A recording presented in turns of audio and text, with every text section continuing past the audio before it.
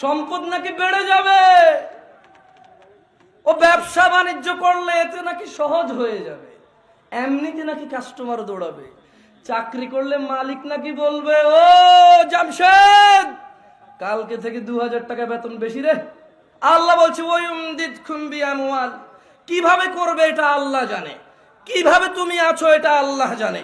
তোমার সামনে কি ব্যবস্থা করলে তোমার বেকারত্ব দূর হবে, তোমার সামনে কি ব্যবস্থা করলে তোমার ব্যবসার উন্নতি হবে, তোমার সামনে কি ব্যবস্থা করলে তোমার সম্পদ বৃদ্ধি হবে, তা কে করবে? কে? কোন সন্দেহ আছে?